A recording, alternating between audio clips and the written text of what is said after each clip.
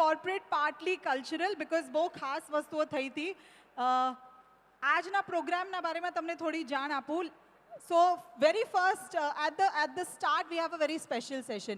હવે સ્પેશિયલ કરતાં વધારે નહીં કહું because it's a surprise. શું થવાનું છે, કેવી રીતે થવાનું છે હું નહીં કહું, but it's going to be perhaps one of the most loved sessions of YouthCon. Okay? I would also like to take a moment to thank two brands જેના કારણે આટલું મોટું ઇવેન્ટ પોસિબલ થયું છે. This event is being brought to you by Dimples Group in association with Shelton Group. So we would like to thank them. એમનો ખૂબ ખૂબ આભાર આ ઇવેન્ટને સપોર્ટ કરવા માટે. अभी कुछ देर के लिए मैं चुप हो जाऊंगी क्योंकि जो खास सरप्राइज है कुछ ही क्षणों में आप सभी के सामने आने वाला है. तो इस सरप्राइजना बाबतમાં આપણે વધારે કહેવા માટે I would like to welcome Kapol Mahakumbh legal advisor Ms. Tanika Gandhi. Please welcome her on stage with a big round of applause.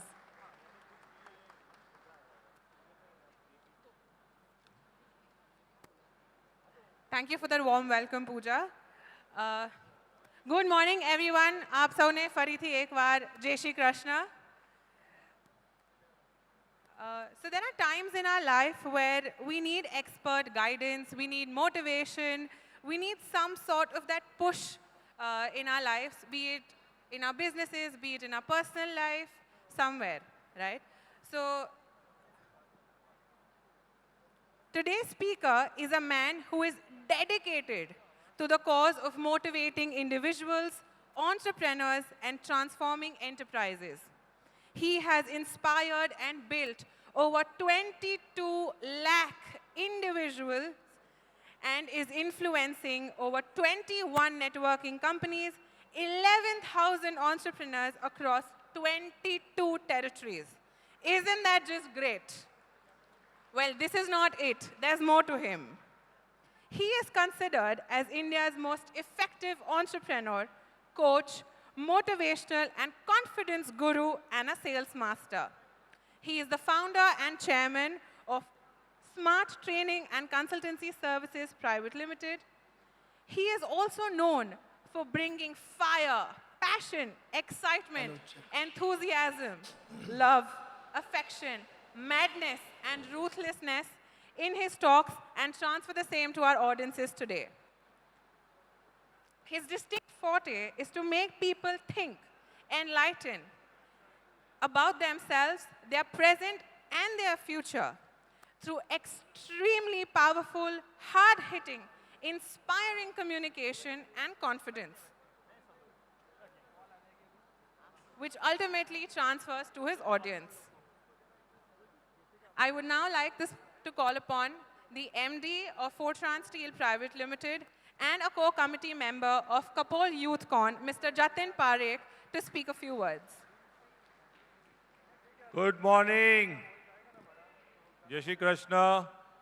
Jatin Parekh, Kapol Mahakumbh અને Kapol YouthCon આપણે ગઈકાલથી સ્ટાર્ટ કર્યું અને we are going ahead with the first speaker જે આપણા Kapol YouthCon માટે એમની પોતાનો ટાઈમ આપ્યો છે આપણને મિસ્ટર સંતોષ નાયર સરે.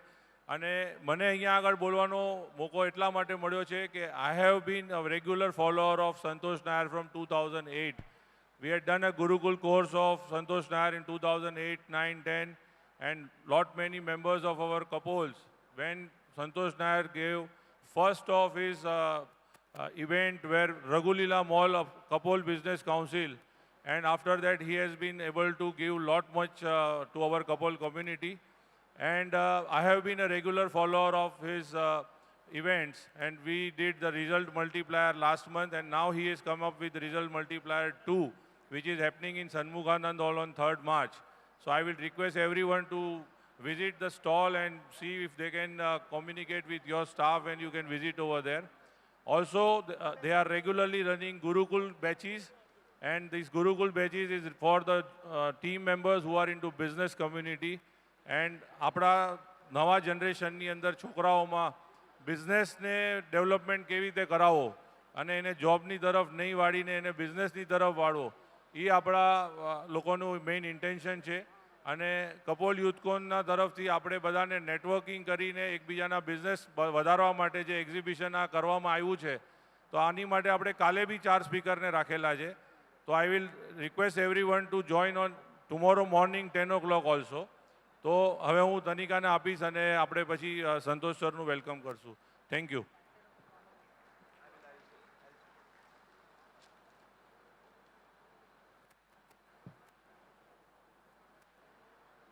Sir, there's more to his introduction. Well, he's such a great personality that no matter what I speak about him is less. But this is something that we all must know. He has transformed 200 multinational organizations, 25 insurance companies, 100 MLM companies, 1,500 SMEs, made 350 videos, and he is still transforming India and the world since the last 38 years. His life mission of inspiring at least one human being every day, and he has already inspired over 2 million individuals, and he is none other than Tiger Santosh Nair.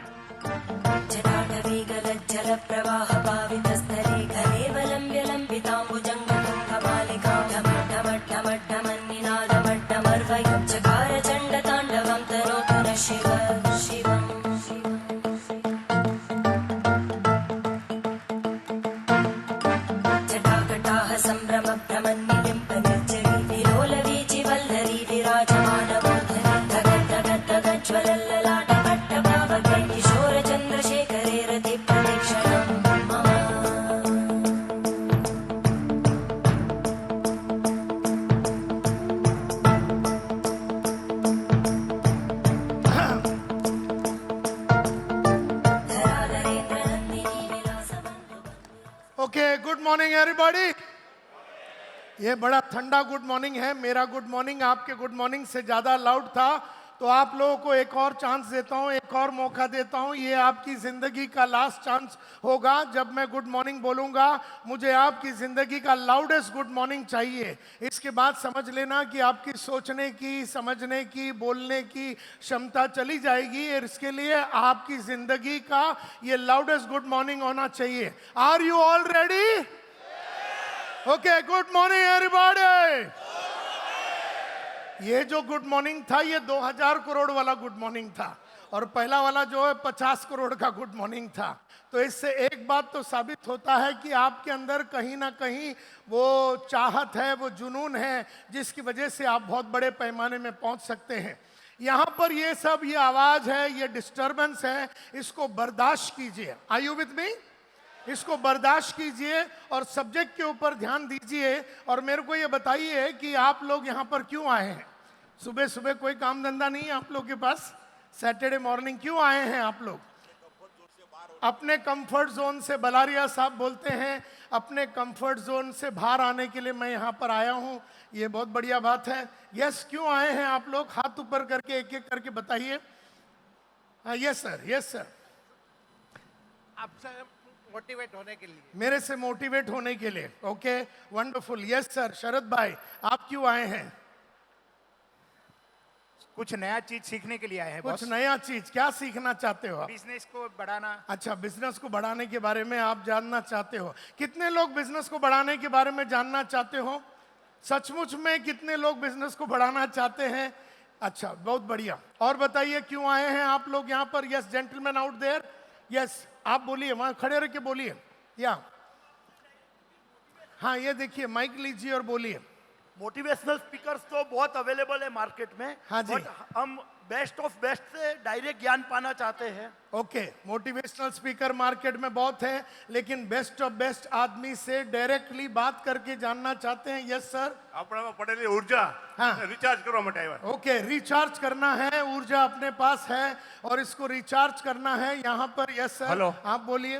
Hello Yes. Sir. कहाँ गए? हम लोग कौन है? Business करते हैं, कहाँ है, इसी कहाँ? के लिए हम बिजनेस सीखने के लिए आए हैं. कौन है? किधर से बात कर रहे हैं? किधर है? अच्छा, बोलिए बोलिए. We are in business. Yes. So we are here to know the business.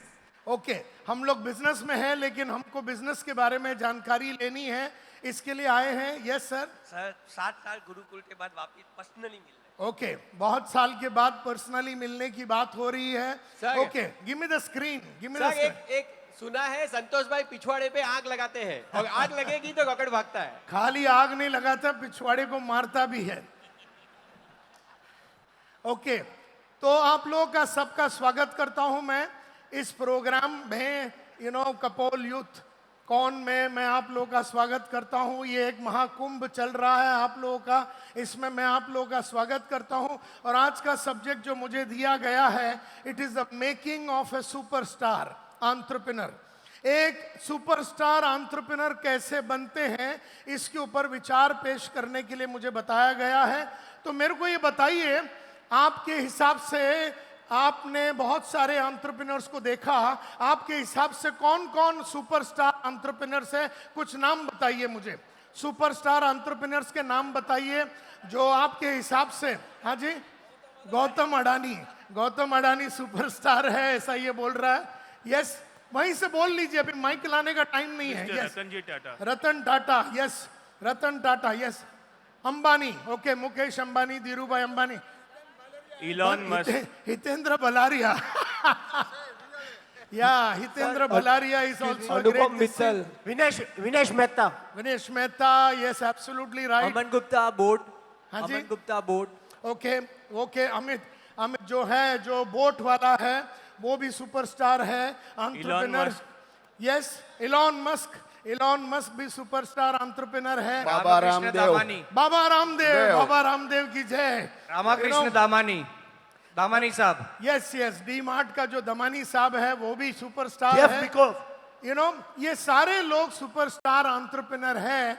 और आपने बिल्कुल सही फरमाया, आपने कईयों का नाम लिया कि ये सारे लोग आपके नगांव में घनश्याम दास बिरला होवे या जितने भी ये लोग हैं, ये सारे लोग सुपरस्टार एंटरप्रेन्योर हैं और इन्होंने लाइफ में बहुत कुछ बड़ा काम किया है. मुद्दा ये है कि whether it is Ratan Tata और whether it is Anand Mahindra, और आप लोगों ने, किसी ने लक्ष्मी का नाम लिया, किसी ने स्टीव जॉब्स का नाम लिया, इलॉन मस्क का नाम आपने लिया, ये सारे लोग जो हैं ये सब सुपरस्टार एंटरप्रेन्योर्स हैं. और ये बात पक्का है. मुद्दा ये उठता है कि how did they become superstar entrepreneurs. सवाल ये उठता है कि इन्होंने सुपरस्टार एंटरप्रेन्योर कैसे बने. तो कुछ बातें मैं आपके सामने पेश करना चाहता हूं. क्या आप लोग सुनना चाहेंगे? वंडरफुल. तो सबसे मेन इंपॉर्टेंट बात ये है, ये तो इधर से भी हिलता नहीं है तिवारी. हाँ, okay. To be a superstar entrepreneur you need to take 4 decision. वैसे तो बहुत कुछ बातें हैं, लेकिन हमारे को 1-1.5 घंटा दिया हुआ है, तो 1.5 घंटे में मैं जो हो सके मैं आपके सामने पेश करता हूं. सबसे पहला, आपको 4 डिसीजन लेने हैं और आपको 3 फॉर्मूला यूज करने हैं. This is the most important thing.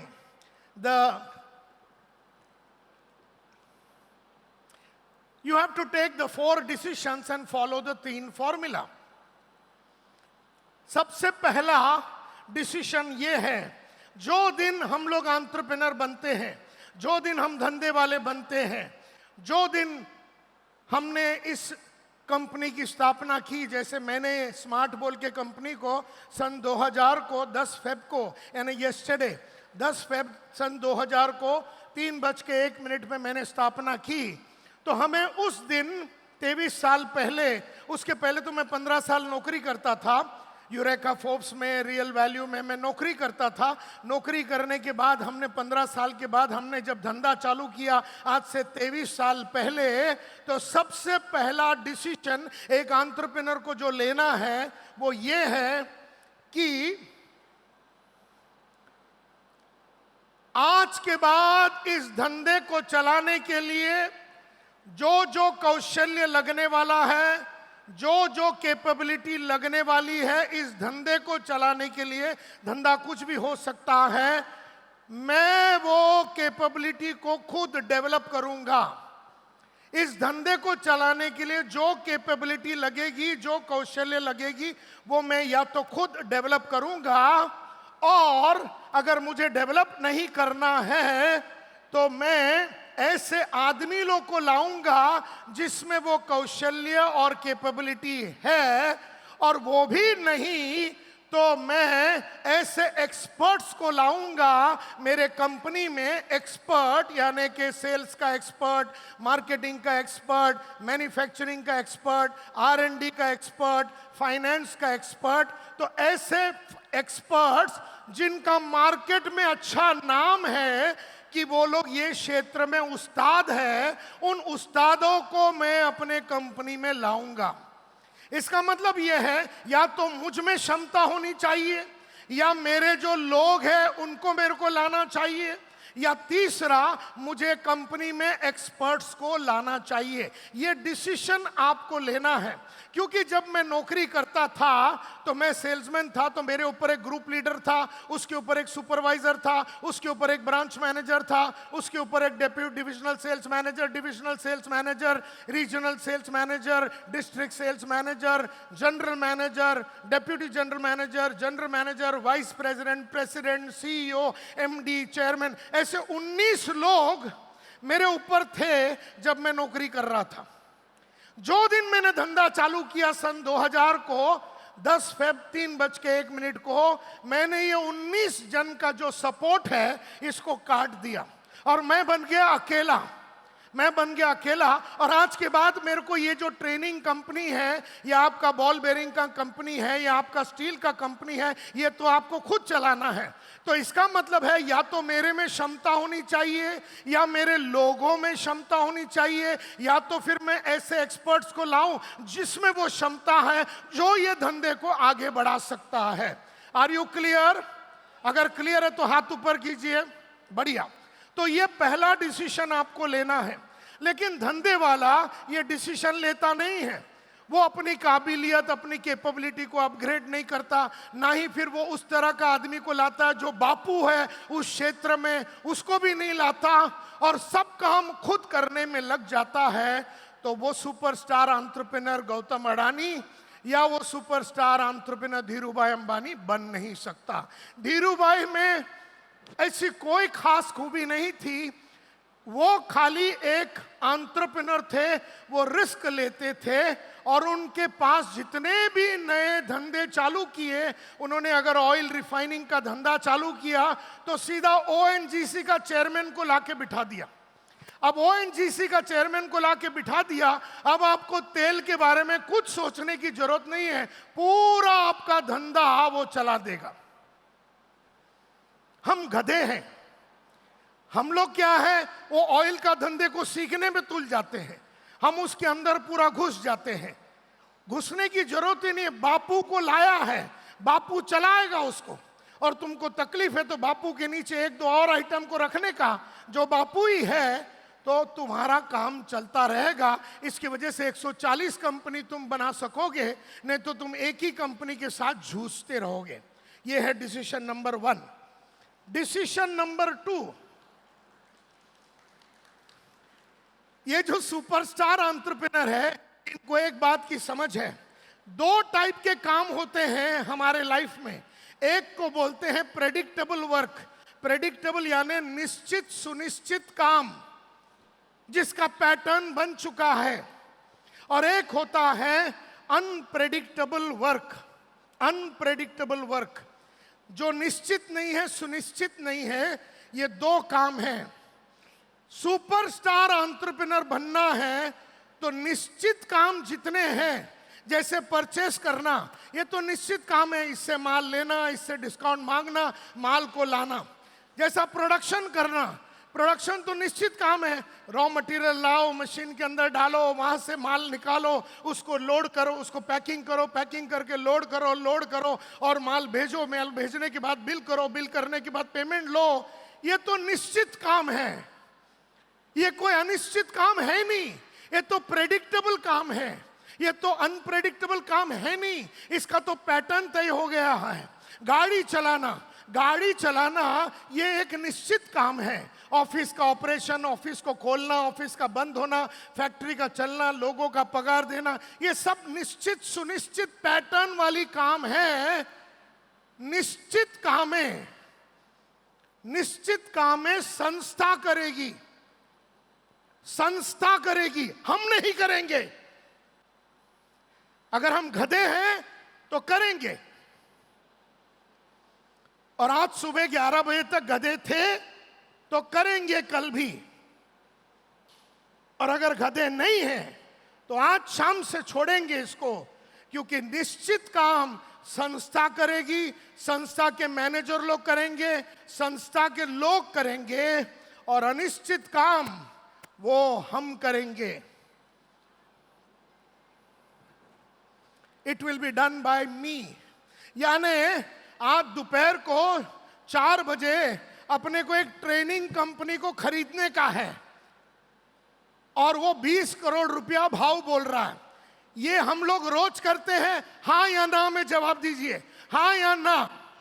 ना, हम लोग रोज नहीं 20 करोड़ का एक कंपनी खरीदते हैं या 50 करोड़ का। ये जो है अनिश्चित काम है। ये काम आनंद महिंद्रा करेगा या रतन टाटा करेगा या आप करेंगे, लेकिन आप निश्चित काम नहीं करेंगे, नहीं करेंगे, नहीं करेंगे। जोर से बोलिए, नहीं करेंगे, नहीं करेंगे। जोर से बोलिए, नहीं करेंगे। तो ये है दूसरा डिसीजन। 97% काम आप जो कर रहे हैं वो साले सब निश्चित काम है। इसका मतलब है आप सुपरस्टार एंटरप्रेन्योर कभी बन नहीं पाएंगे। तीसरी बात, एक होता है प्रेडिक्टेबल वर्क, एक होता है अनप्रेडिक्टेबल वर्क। इसका दूसरा नाम है जो मैंने अभी अभी कहा, निश्चित काम। तो हम क्या बोलते हैं, I will not do any predictable work. मैं कोई प्रेडिक्टेबल निश्चित काम नहीं करूंगा, मैं सिर्फ अनिश्चित काम ही करूंगा, जिसमें रिस्क है, जिसमें सोचना पड़ता है, जिसमें पैसे का बंदोबस्त करना पड़ता है। ये सारे काम मैं करूंगा। तीसरा डिसीजन, एक होता है नॉन रेवेन्यू जनरेटिंग एक्टिविटी, जिसमें पैसा नहीं आता है। जैसे मैं थोड़े दिन पहले एक 450 करोड़ का कंपनी चलाने वाले के पास गया था।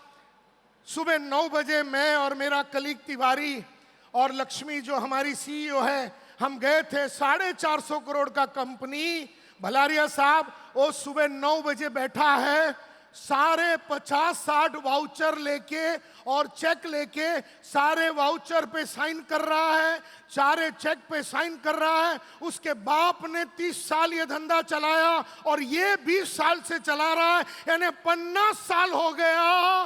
बाप बेटे यही मरवा रहे हैं। अब ये आदमी 45,000 करोड़ का, और उसका साडू है अपना अनिल क्या उसका नाम है, ये वेदांता वाला अनिल अग्रवाल, उसका साडू है वो किधर पहुंच गया, ये किधर पहुंच रहा है। वो इसलिए क्योंकि ये प्रेडिक्टेबल जो काम होता है या नॉन रेवेन्यू जनरेटिंग, ये जो बैठ के वाउचर साइन कर रहा है, ये जो बैठ के वो चेक साइन कर रहा है, ये तो नॉन रेवेन्यू जनरेटिंग एक्टिविटी है। एंटरप्रेन्योर बर्बाद हो जाएगा ये करने के टाइम पे। तो आपको ये डिसाइड करना है, ये मेरी संस्था करेगी और वो मैं करूंगा। इसका मतलब है कि थोड़े दिन पहले मैं अफ्रीका कोंगो गया था, वहां पर गया, मैंने बातचीत की और शाम को वहां से निकलने के टाइम पे मैंने 3 करोड़ 5 लाख रुपया का ट्रेनिंग प्रोग्राम पक्का करके 88 लाख रुपीस एडवांस लेके मैं आया। ये रेवेन्यू जनरेटिंग एक्टिविटी है, लेकिन उसका पावर पॉइंट जो बनाना है वो नॉन रेवेन्यू जनरेट। ये जो पावर पॉइंट है ये नॉन रेवेन्यू जनरेटिंग है। ये मैं नहीं करूंगा, नहीं करूंगा, नहीं करूंगा।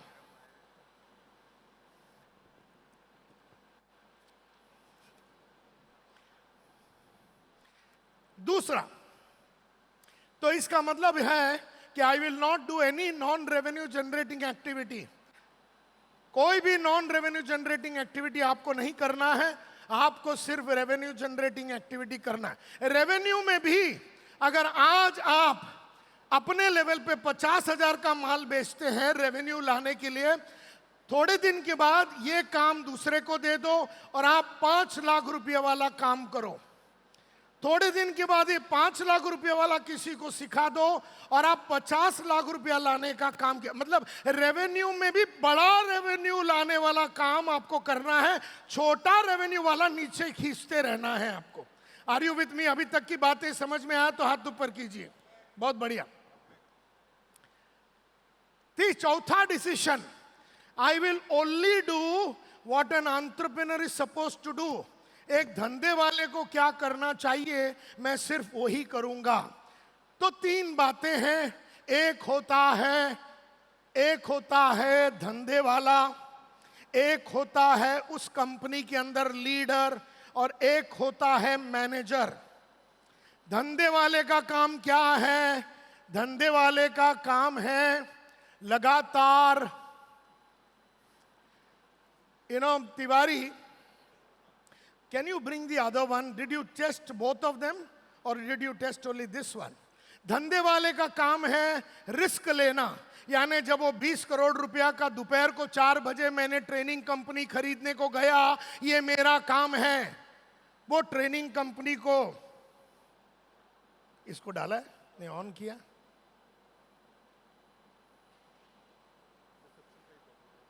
रिसेप्शन का ही प्रॉब्लम, ठीक है। तो धंधे वाले का काम है रिस्क लेना, रिस्क लेना, रिस्क लेना, रिस्क लेना। एक लेवल नीचे उतरेंगे तो आपके पास लीडर होंगे, आपके पास लीडर्स होंगे।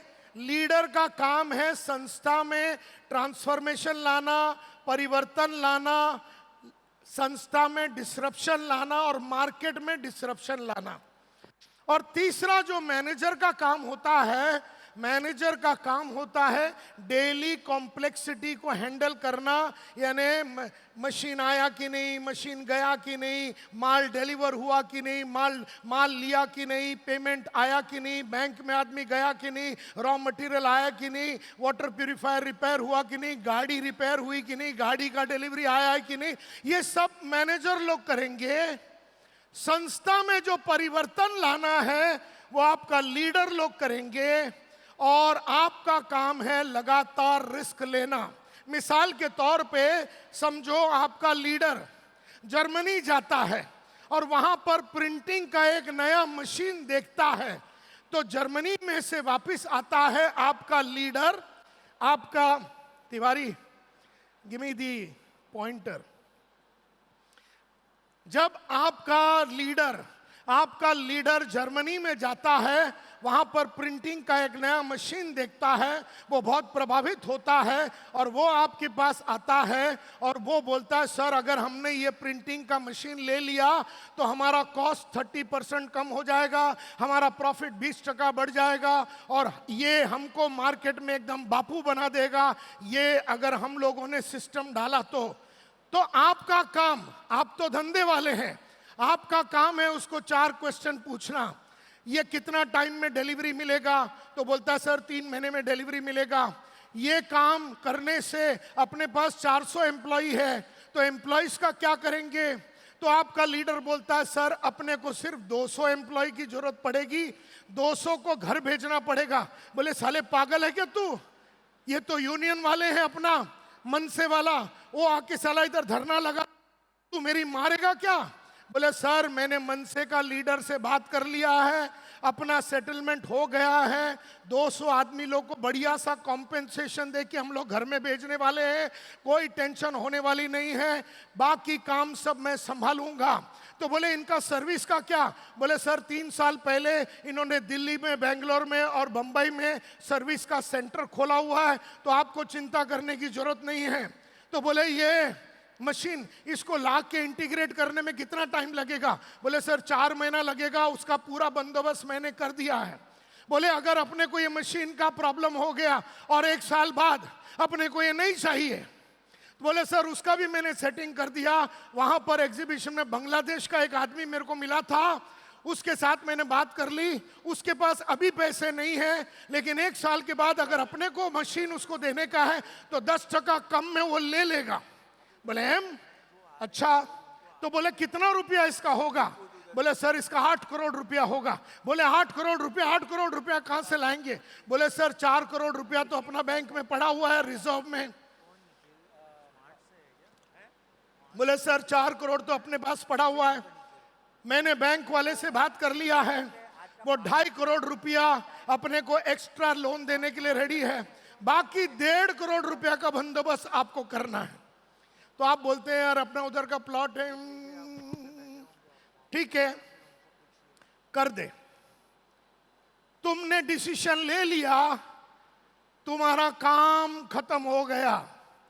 अब वो मशीन को लाना, जर्मनी से मशीन को लाना, उसको इंस्टॉल करना, पुराने लोगों को गुड बाय बोलना, नए लोगों को मशीन सिखाना, उस मशीन को सेट करना, उसको रनिंग में लाना, वो इसका काम है। और वो सब सेट होने के बाद 3 महीने के बाद रोज वो मशीन को चलाना, उसमें माल डालना, माल निकालना और पूरा कांड करने का काम किसका है? मैनेजर लोग का है। हमारी प्रॉब्लम क्या हो गई? हम साले गधे, बोलो जोर से बोलो, हम साले गधे, ऐसा बोलो। हम लोग यहां से यहां उतरे, यहां से यहां उतरे और हम लोग इधर ही टोटल घुसे हुए हैं। तुम काहे का फिर सुपरस्टार एंटरप्रेन्योर बनेगा? तुम्हारी कंपनी में मैनेजर बन गया है। You are the chief worker and the cheap worker, chief and cheap worker of your own company. आप तुम्हारे कंपनी में तुम ही चीफ वर्कर हो, तुम ही चीप वर्कर हो, तुमसे सस्ता आइटम मार्केट में है ही नहीं। Are you with me? So तुम लोग नीचे उतर गए हैं, तुम भूल गया है कि तुम धंधे वाले हो। तो तुमने जो जो लोगों का नाम लिया वो लोग ये सब नहीं करते, तो सोचा तुमको बता दूं। अब आज के बाद अगर तुम मैनेजर का काम करोगे तो सुपरस्टार एंटरप्रेन्योर बनने का जो सपना है और जो बड़े बड़े बन रहे हैं उनको देख के जलने की जरूरत नहीं है, क्योंकि आप वो कर रहे हैं, मैनेजर का काम आप कर रहे हैं, आप अच्छा कर रहे हैं, कॉन्ग्रेचुलेशंस, उधर ही मरवाते रहो।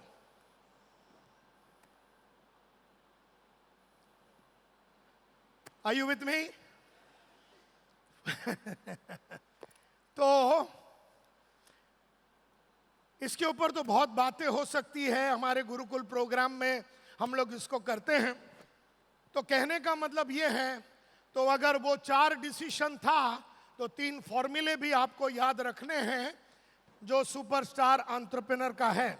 फॉर्मूला नंबर 1, ये जितने भी धीरू भाई हैं या मुकेश अंबानी हैं, ये गेम चेंजर लोग हैं, ये गेम को बदलते हैं, इसको गेम चेंजर बोलते हैं। They are game changers. Game changer कौन होता है? It suddenly got activated.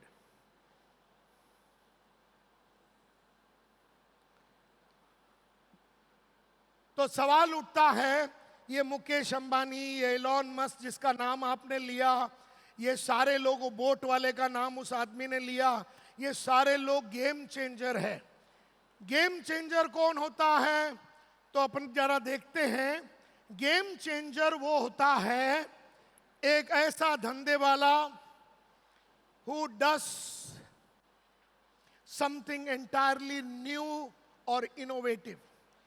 एक ऐसा धंधे वाला जो कुछ एब्सोल्युटली नया करता है और एकदम इनोवेटिव करता है, जैसे अपना ऊबर वाले ने किया। ऊबर वाले ने क्या किया? एक नया ऐप लाया जिसमें कोई भी आदमी को, जो ड्राइवर है और जो खरीदार है या जो कस्टमर है, ये दोनों को साथ में लाना। उसने टैक्सी का धंधा तो उड़ा दिया, उसने मेरू का धंधे को भी उड़ा दिया। इसका मतलब है कि they do something entirely new और innovative to provide a tremendous jump in value creation. वो भयंकर वैल्यू क्रिएशन करते हैं. जब मुकेश अंबानी ने 2016 में जियो को उतारा, वो एक एंटायरली न्यू और इनोवेटिव आइडिया था. वो लोग समथिंग एंटायरली न्यू और इनोवेटिव करते हैं और भयंकर वैल्यू क्रिएट किया. एक रात में ही भयंकर वैल्यू को क्रिएट किया. एक मार्केट के अंदर that disproportionately rewards the person who made the change. यानी एक गेम चेंजर वो होता है जो ऐसा इनोवेटिव चीज को मार्केट में लाता है जो मार्केट को पूरा डिस्टर्ब कर देता है, डिसरप्ट कर देता है. और इस चक्कर में वो जिसने वो आइडिया लाया वो बेशुमार दौलत कमाता है, बेशुमार दौलत कमाता है, बेशुमार दौलत कमाता है.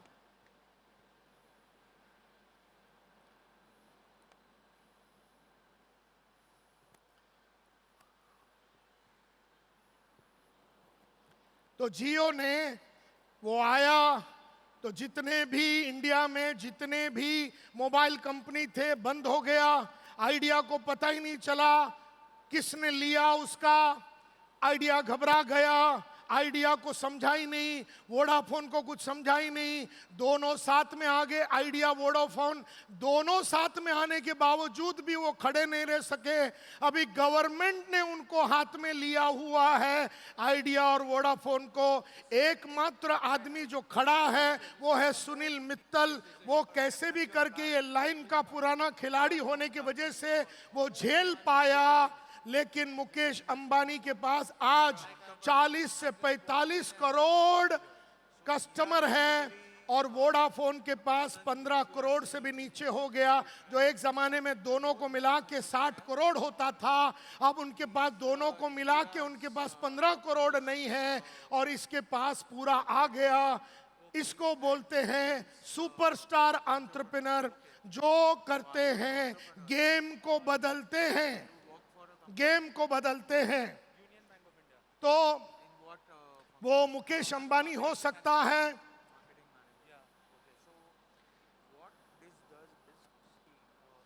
वो अमेज़न का जेफ बेजोस हो सकता है.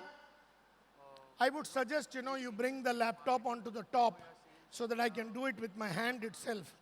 ये यहाँ पर सिग्नल नहीं पकड़ रहा है. तो ये जो है ऊपर ले आ.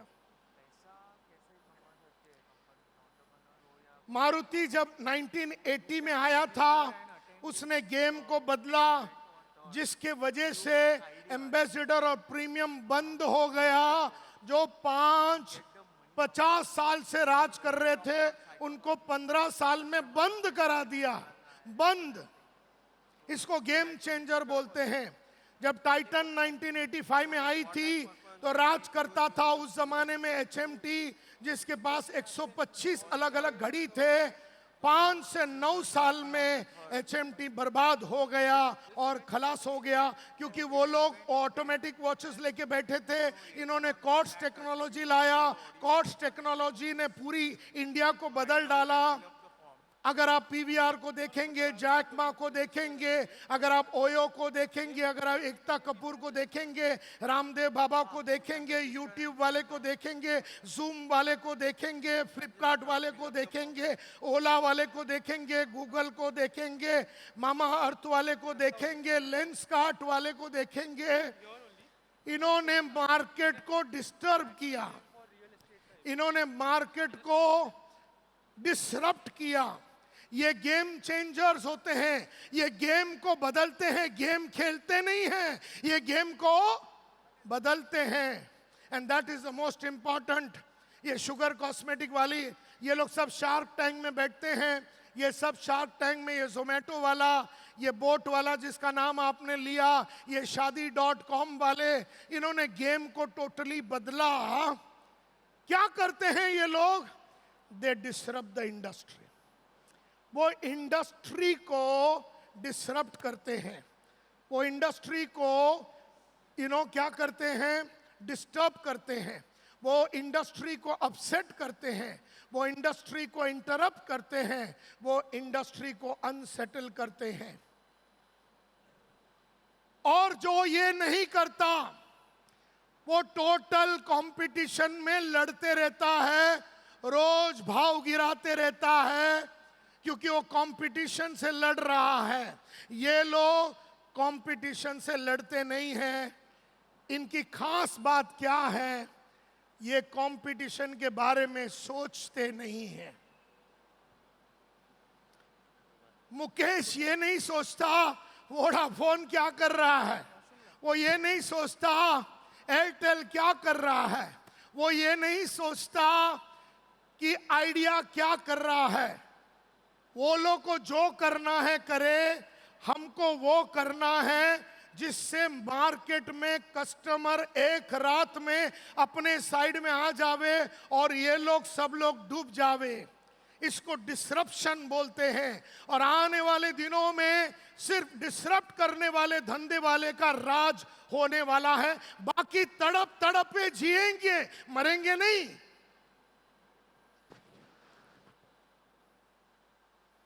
वो कंपटीशन के बारे में सोचते नहीं है। वाई, क्यों नहीं सोचते? क्या गधे हैं वो?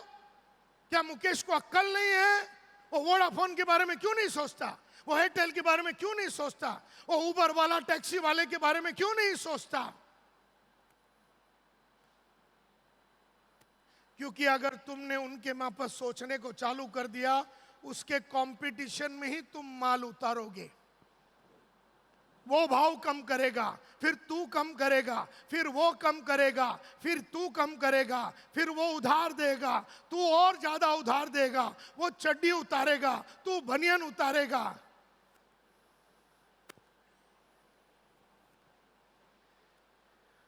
Because they know that the game changes when they stop competing. Game तब बदलता है जब आप कॉम्पीट करना बंद करते हैं। तो इस महाकुंभ में ये महान डिसीजन लो कि गेम को कैसे बदले। हमको दूसरे के माफत बनना नहीं है।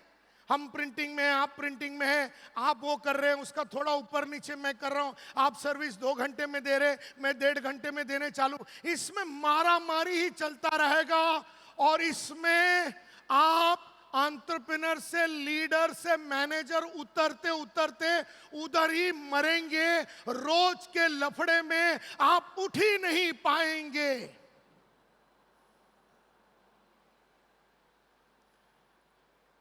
तो मैं क्या बोलता हूं, आप अपना गोल को शिफ्ट कीजिए।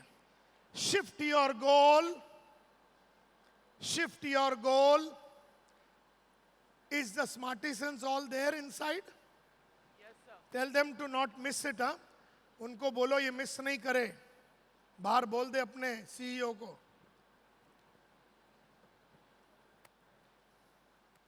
Shift your goal to creating so much amount of value for your biggest and most powerful competitor. आप ये देखिए, आप कॉम्पिटिटर को मदद कीजिए। यानी मेरे लाइन में अगर 100 ट्रेनिंग कंपनी है, मैं वो ट्रेनिंग कंपनी को और बढ़िया कैसे बनाऊं, ये गाइडेंस मैं दूंगा।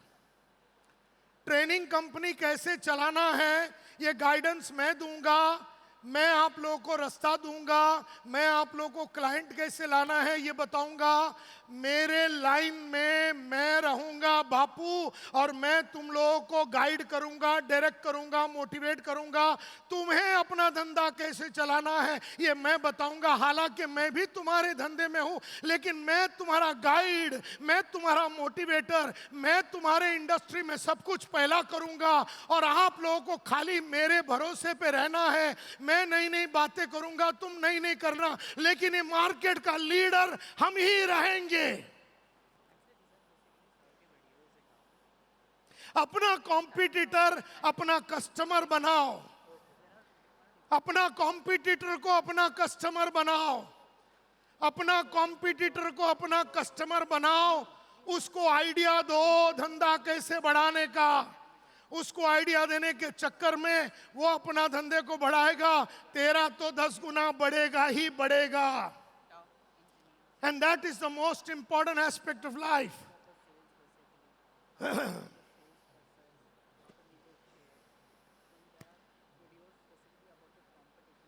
और वो लोग आपका सबसे बड़ा कस्टमर और प्रमोटर होना चाहिए। आपका कॉम्पिटिटर आपका सबसे बड़ा प्रमोटर और आपका सबसे बड़ा दीवाना। आपके लिए वो कुछ भी करने के लिए रेडी है। वो आपको इंडस्ट्री का बादशाह मानता है। वो आपके लिए कुछ भी करने को रेडी है। वो आपका कस्टमर बनता है। आप उसको बहुत सारा आइडिया दे सकते हैं, नया इनोवेटिव प्रोडक्ट्स दे सकते हैं, वो खरीदेगा और वो किसी को बेचेगा, वो अपना प्रॉब्लम नहीं है। लेकिन इंडस्ट्री में हमें सुपरस्टार एंटरप्रेन्योर बन के रहना है, तो ये है फॉर्मूला। फाल्गुनी नैयर जिसने नायका चालू किया कोविड के थोड़े टाइम पहले, उसने ये नहीं सोचा कि मेरे को हिंदुस्तान लीवर के साथ कॉस्मेटिक में झगड़ा करना है या मेरे को मेबी लाइन या लैक्मे के साथ झगड़ा करना है। उसने एक ऐसा प्लेटफॉर्म बनाया कि वो सारे लोग इसके कस्टमर बन गए। बोले तुम भी हमको संभालो, तुम हमारा माल को बेचो and things like that. And that's the most important aspect. हमारे को क्या है, बहुत जमाने से हमको गलत तरीके से गाइड किया गया है। We were wrongly taught that business is all about competition. हमको लगातार बार बार खोट खोट के ठोक के बोला गया हमें कंपटीशन से लड़ाई करनी है, कंपटीशन से लड़ाई करनी है। हमारी सोच देयरफॉर उसके आजू बाजू में रहते थे। हमने कभी कोई डिसरप्शन किया ही नहीं, क्योंकि उसने समझो 1 टन वाला बनाया तो हमने आधा टन वाला बनाया। उसने 4 घंटे में सर्विस दिया तो हमने 3 में दिया। लेकिन हमने ऐसा कोई चीज किया ही नहीं जिससे वो जो चीज है उसकी जरूरत ही नहीं पड़े। और ये सोचने के लिए आपके पास होना चाहिए भयंकर टाइम। और ये हम लोग सिखाते हैं हमारे गुरुकुल प्रोग्राम में कि आपके पास बहुत टाइम रहना चाहिए इन विचारों को खेलने के लिए और इन विचारों को मार्केट में लाने के लिए। ये बहुत जरूरी है। Therefore, हमारे को सिखाया गया we have to compete in the marketplace on price alone। हमारे को रोज बोला गया भाव पे लड़, भाव पे लड़, भाव पे लड़। और हमारी ऐसी मानसिकता हो गई कि ये भाव के सिवाय हमको और कोई तरीका ही नहीं आता है खेलने का। अब इसके वजह से क्या हो जाता है, मार्केट में कोई क्रिएटिविटी नहीं रहती, प्रॉफिटेबिलिटी नहीं रहता। This drives the creativity and profitability out of the marketplace। सब एक दूसरे से लड़ रहे हैं। सब लोग रेड ओशन में हैं, कोई भी ब्लू ओशन में नहीं है। रेड ओशन का मतलब है कि सारे एक दूसरे के साथ लड़ रहे हैं। सारों का माल एक जैसा दिखता है, सारों का भाव एक जैसा दिखता है, सारों का सर्विस एक जैसा दिखता है, सारों के पास एक टाइप के लोग हैं। सारे वही कर रहे हैं जो दूसरे कर रहे हैं। और यहां कोई क्रिएटिविटी नहीं होता, यहां पर कोई प्रॉफिटेबिलिटी नहीं होता। Everyone joins the rat race। हर आदमी उसमें जुड़ जाता है, हर आदमी उस रैट रेस में जुड़ जाता है। No one disrupts, nothing changes। कोई डिसरप्ट नहीं करता, कोई चेंज नहीं होता। कोई डिसरप्ट नहीं करता, कोई चेंज नहीं होता, जिंदगी तकलीफ और ज्यादा तकलीफ होती रहती है, लेकिन फिर भी हम उससे बाहर निकल नहीं पाते हैं। सो माय डियर फ्रेंड्स, मेरे 2 ब्यूटीफुल वीडियोस हैं जिसका नाम है रेड टू ब्लू। अगर आपको धंधे को डिसरप्ट करना है तो आप वो काउंटर पे जाके ये वीडियो के बारे में बातचीत कर सकते हैं और इसको खरीद सकते हैं। माय डियर फ्रेंड्स,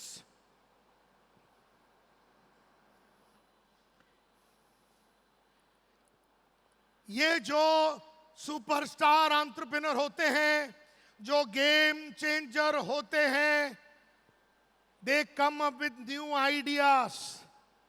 वो नए आइडियाज लेके आते हैं, वो नया प्रोडक्ट कुछ नहीं लाते हैं। उबर क्या है? ये कोई प्रोडक्ट नहीं है, ये एक आइडिया है। पहले हम ब्लैक एंड येलो टैक्सी वाले को लेने के लिए हम गली में जाते थे, फिर उसकी नाटक को सहन करते थे। वो बोलेगा मैं बांद्रा नहीं जाऊंगा, दादर नहीं जाऊंगा, फिर उसको अपन बोलेगा तेरे को ज्यादा देता हूं 25%, उसके नाटक को झेलते थे।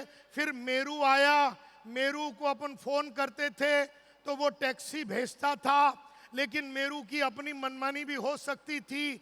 और मेरू का प्रॉब्लम क्या था कि उसके ड्राइवर लोग साले रोज स्ट्राइक कर देते थे और उनको भी बहुत प्रॉब्लम होता था। मेरू का भी कॉस्ट बहुत ज़्यादा था, वो इसलिए क्योंकि उसके पास 50,000 ड्राइवर, 1 लाख गाड़ी पड़ा हुआ है, तो उसकी वाट लगी थी। ये ऊबर आया, कंपनी के पास ना गाड़ी है, कंपनी के पास ना ड्राइवर है, ड्राइवर अपना अलग है, कस्टमर अलग है। ये दोनों को साथ में लाया और ना ड्राइवर को आदमी ढूंढना पड़ता है, ना कस्टमर को ड्राइवर ढूंढना पड़ता है। एक आइडिया, एक ऐप और पूरा गेम बदल गया। They come up with new ideas, not new products and services. ये उबर एक आइडिया है। स्मार्ट भी ऐसा एक कंपनी है। सन 2001, 2, 3 में जब हम लोग बड़े बड़े कंपनियों को ट्रेन करते थे, Hindustan Unilever, Procter and Gamble, Mahindra and Mahindra, Mercedes Benz, Ford, Hyundai, Asian Paints, Coca Cola, सारे लोगों को ट्रेन करते थे। तो अगर हमने उस जमाने में हमने 1 लाख रुपया बोला तो कोई आके सीधा वो 50,000 में करने के लिए रेडी होता था। नहीं तो वहाँ का जो वीपी है वो अगले महीने में बदल जाता था। वो बोलता मेरा आदमी को मैं लाऊंगा और वो ये 1 लाख का चीज़ 80 में करेगा।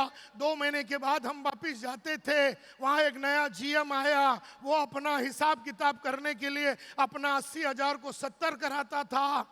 हमने कहा हमको ये लाइन में रहना ही नहीं है।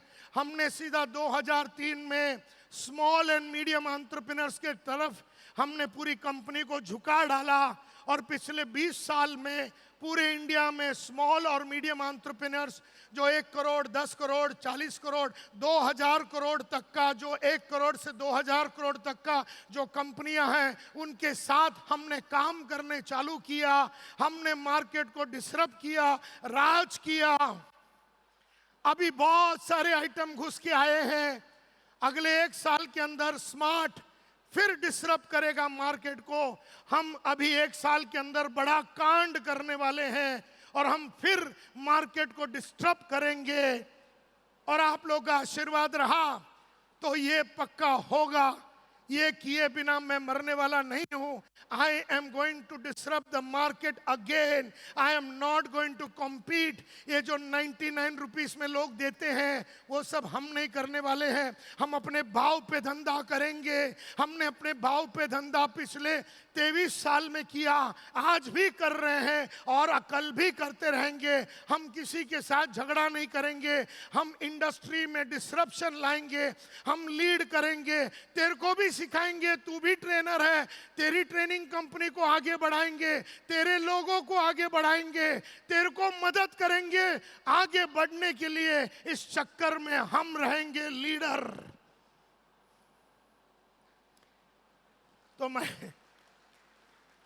तो आप में से जितने भी लोगों को अपने लाइफ में ट्रांसफॉर्मेशन अगर लाना है तो जतिन पारेख ने, विक्रम मेहता ने और यहाँ बैठे हुए बहुत सारे लोगों ने, भलारिया साहब ने हम लोगों का ये प्रोग्राम किया है जिसका नाम है एंटरप्रेन्योर गुरुकुल। इसको आपको करना ही चाहिए क्योंकि इसमें वो सारी बातें सिखाई जाती है जिससे आप फ्री होंगे मार्केट को डिसरप्ट करने के लिए।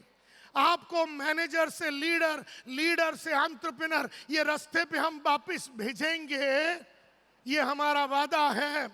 तो हमारा 45वां बैच बंबई में 4 और 5 अप्रैल को चालू हो रहा है। उसके बारे में आप काउंटर पे डिटेल लेना, आप टाइम देना, मेरे आदमी आपके पास आके समझा देगा।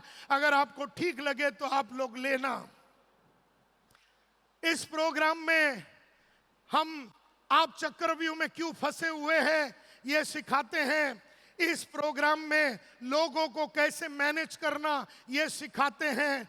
इस प्रोग्राम में सारे कामों से निकलना हम सिखाते हैं। इस प्रोग्राम में आपकी कंपनी का विजन बनाना सिखाते हैं। इस प्रोग्राम में हम आपको स्ट्रेटेजी बनाना सिखाते हैं। इस प्रोग्राम में हम आपको टैलेंट फैक्ट्री बनाने में सिखाते हैं और इसमें आपकी कंपनी का वेलनेस को मजबूत करते हैं। माय डियर फ्रेंड्स, जब भी आपके पास कोई भयंकर आइडिया आवे तो अपनी हस्बैंड को, अपने बीवी को, अपने स्टाफ को, अपने भाई को, किसी को जाके वो आइडिया बताना नहीं। हम लोग गधे लोग, हमको एक आइडिया आता है तो हम क्या करते हैं, हम अपनी बीवी को समझाते हैं कि सिंधु मेरे दिमाग में ये नया आइडिया आया। बोले साले 58 में तू अभी नया कांड करेगा, क्यों तू मरता है, कोई जरूरत नहीं है। हमने समझो अपने स्टाफ को बोला, हमारे सीईओ को बोला या वीपी को बोला या जनरल मैनेजर को बोला, वो उसमें 15 नुक्स निकालेंगे। वो बोलेंगे ये होगा नहीं नायर साहब, अभी नहीं करना है, अभी तो अपना 4 प्रोग्राम चल रहा है, इसके बीच में अपने को ये लाना नहीं चाहिए। मेरे को कन्विंस कर देंगे साले हरामी लोग कि आपको ये करना नहीं चाहिए। तो आज के बाद जब भी एक नया आइडिया आपके पास आवे तो आपको टेस्ट किसके पास करना है। जैसे ही आइडिया आया कि ये नया प्रोग्राम है, ये नया प्रोडक्ट है, या एक नया आइडिया है, ये एक नया सर्विस है, उतरो मार्केट में और जाके 8-10 नए लोगों को जो खरीद सकते हैं उसको समझाओ और उनमें से कोई आदमी वो आइडिया को देखते ही जतिन भाई ताबड़तोड़ बोलेगा बहुत बढ़िया है, कितना है, आपने बोला इसका 70,000, उसने 70 रखा। आप दूसरा बलारिया के पास गए, बोले बलारिया साहब मैं आपको एक्सप्लेन करता हूं।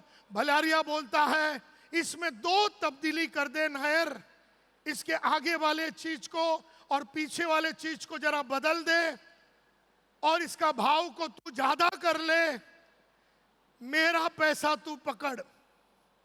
ऐसा अगर आपको 10 आदमी ने पैसा दिया माल के आइडिया से खाली, 10 आदमी ने आपको पैसा दिया माल के आइडिया को लेके खाली, तो समझना कि आइडिया में बहुत दम है।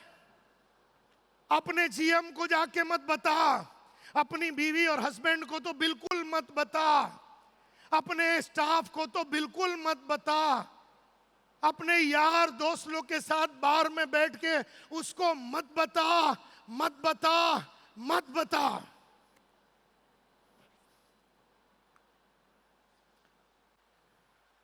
What do they check the game changing ideas? With whom do they check? वो किसके साथ चेक करते हैं इस आइडिया को? People who can write them a check. जो इंसान उसको चेक लिख के दे सकता है, क्योंकि वो ही बता रहा है कि तेरा प्रोडक्ट का टाइम आ गया भैया, तेरे प्रोडक्ट में दम है भैया, हम तेरे को पैसा देने के लिए रेडी है भैया, तो ये बहुत इंपॉर्टेंट बात है।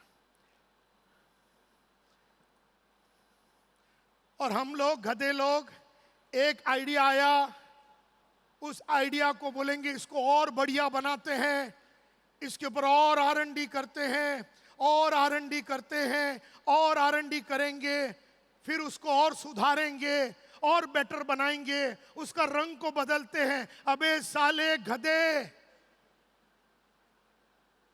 ये आइडिया चलेगी कि नहीं पहला वो टेस्ट कर ले। तू इसको बैठ के सुधारने का चक्कर मत चला। लेकिन हम में से हर आदमी उस आइडिया को ही खेलते क्यों रहते हैं? क्योंकि अंदर से डर लगता है कि अगर हम जतिन भाई के पास गए, अगर उसने ये आइडिया को रिजेक्ट कर दिया, अरे भैया जो पैसा देने वाला है या तो वो आइडिया एक्सेप्ट करेगा या रिजेक्ट करेगा या उसमें कुछ सुधार बोलेगा। अगर वो रिजेक्ट करता है तो हमारे लिए लेसन हो गया, अगर वो एक्सेप्ट कर रहा है तो अपने लिए एक नया प्रोडक्ट हो गया। तू घबराता काय को है? तू आइडिया उसके साथ डिस्कस कर जो तेरे को पहला 10 चेक देगा। अभी तक की बातें समझ में आई है तो हाथ ऊपर कीजिए। बहुत बढ़िया।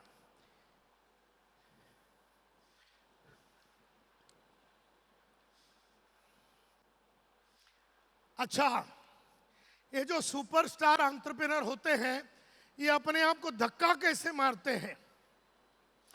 एक ही क्वेश्चन पूछते हैं वो लोग खुद से, how do they push themselves?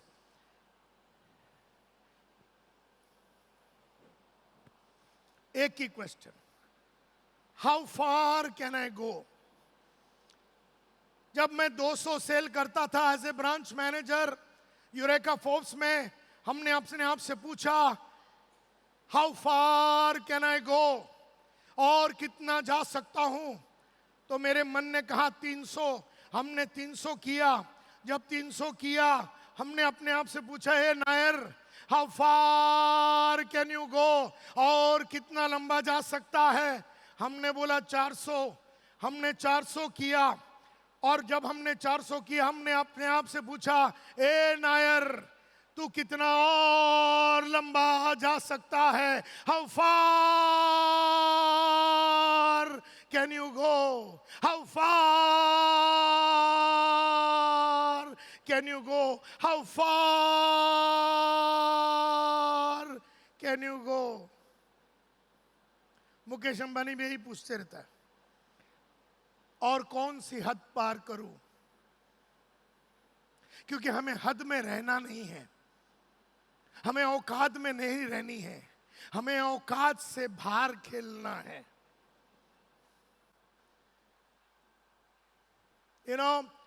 तो जब भी मैंने लाइफ में कुछ भी किया, अभी कल ही जब हमारा 23वां सालगिरह हुआ कंपनी का, हमने अपने आप से पूछा, हमारे कंपनी के अंदर 21 एंटरप्रेन्योर को कैसे बनाया जा सकता है अगले 21 महीने में?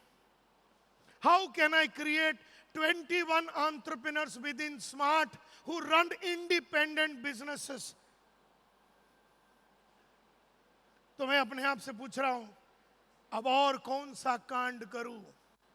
हाउ फार कैन आई गो, और क्या कर सकता हूं?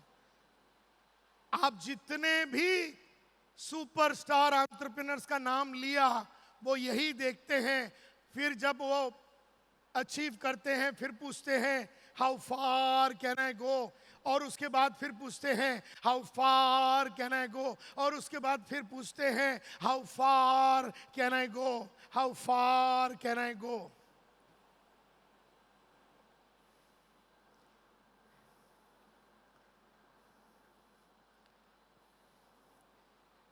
अड़तीस साल हो गए मेरे को, 58 का हो गया हूं मैं।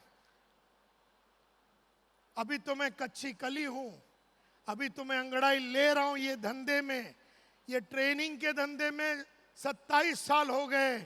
लेकिन मैं कल ये डिसाइड किया, अभी अभी तो मैं आया हूं ये लाइन में, 27 साल के बाद तो अभी अभी ये लाइन में आया हूं।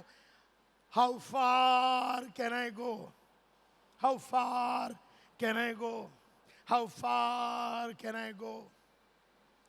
आपको लगता है इतना सिंपल क्वेश्चन है, लेकिन दिल पे लेंगे ना जतिन भाई, तो ये आपकी हदों को पार कर देगा। विक्रम, ये तुम्हारी हदों को पार करने में मदद करेगी, बिकॉज इस सवाल का आंसर गेम चेंजिंग है। हमने कहा कि इस कंपनी को हमने एज ए मालिक चलाया, अब इसको 21 मालिक से कैसे चलाया जाए, अब ये हमको सोचना है। और ये 20, 21 और 22 तारीख को फेब के महीने में मैं फजलानी रिसोर्ट में बैठा हूं 3 दिन, ये सोचने के लिए कि कांड को कैसे किया जाए। अकेले बैठूंगा मैं 3 दिन वो फजलानी में, और मैं ये कांड करने का पूरा तैयारी करके वापस बंबई आऊंगा, और मैं गेम खेलूंगा और गेम को मैं बदलूंगा एक और बार। ऐसे कई बार हमने किया है। मरते दम तक अपने को यही पूछने का है। क्या है क्वेश्चन? जोर से बोलिए।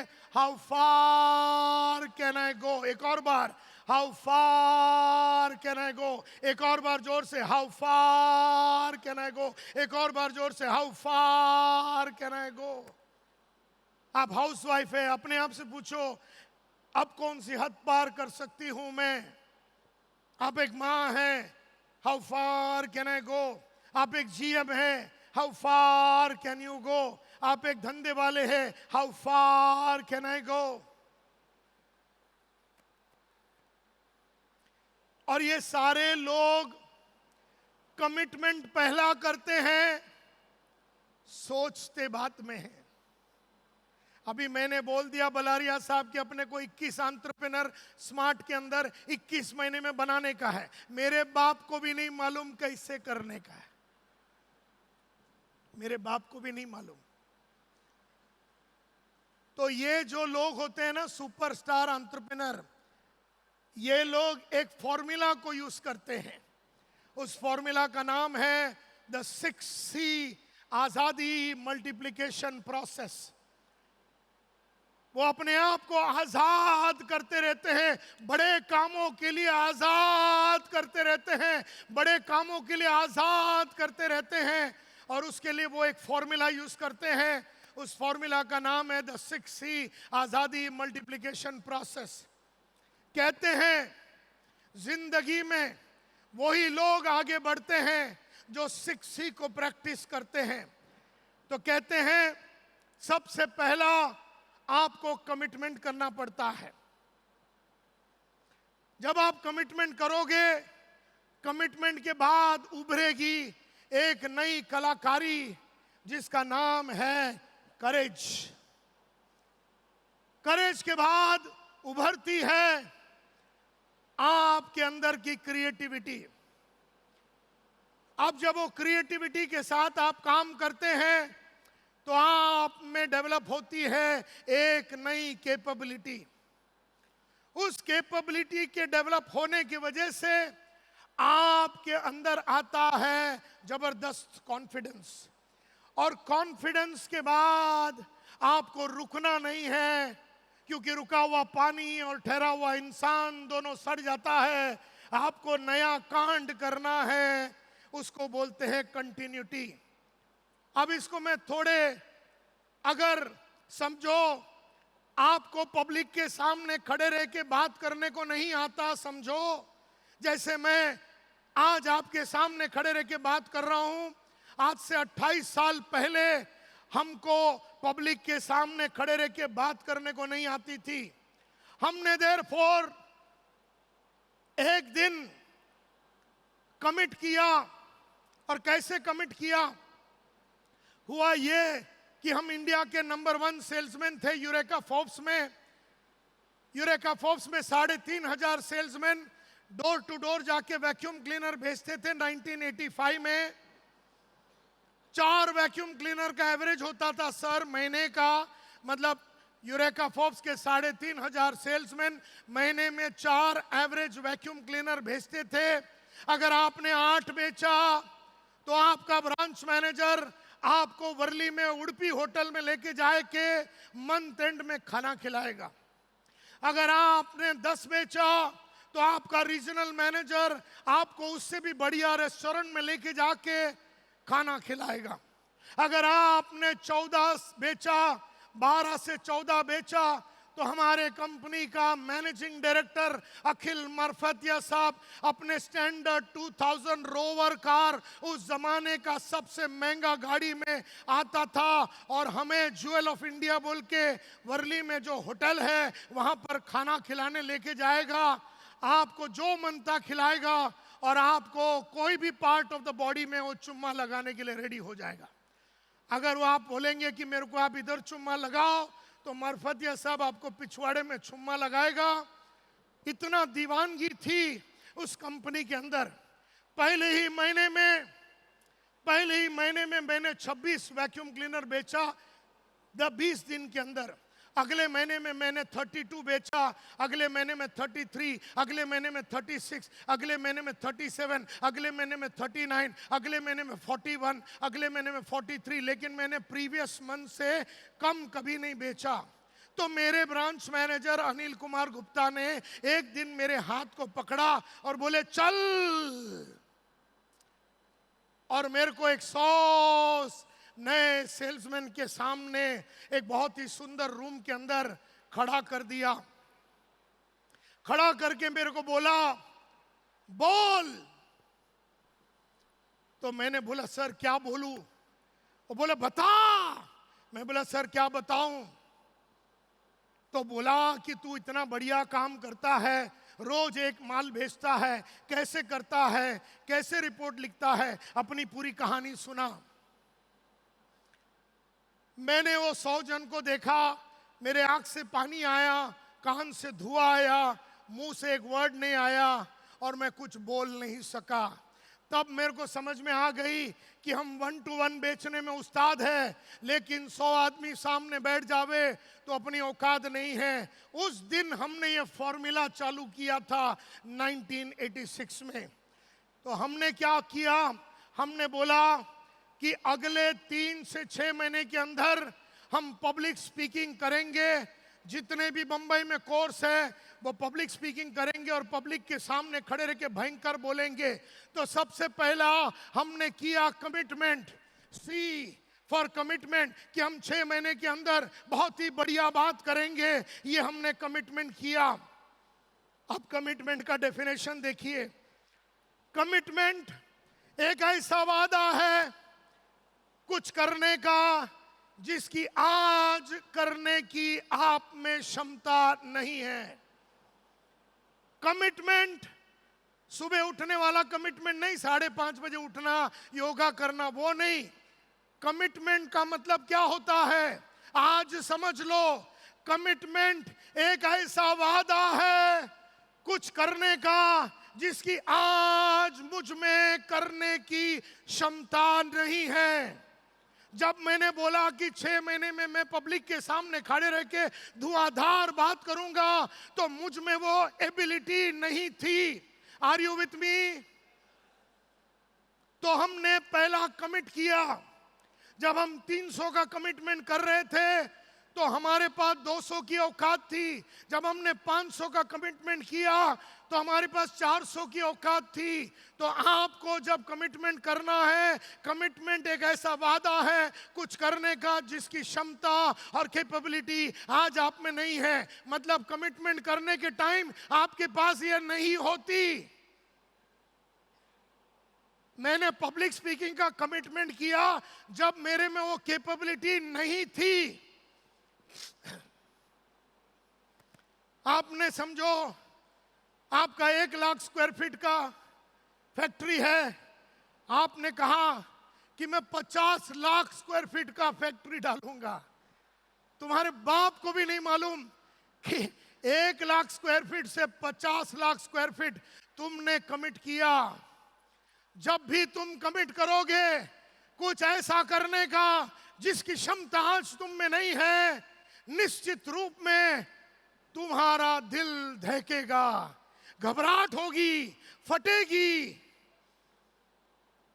टेंशन होगा, कर पाऊंगा कि नहीं, सबके सामने बोलना चाहिए था कि नहीं, कर पाऊंगा कि नहीं, होगा कि नहीं, कोई लफड़ा तो नहीं होगा।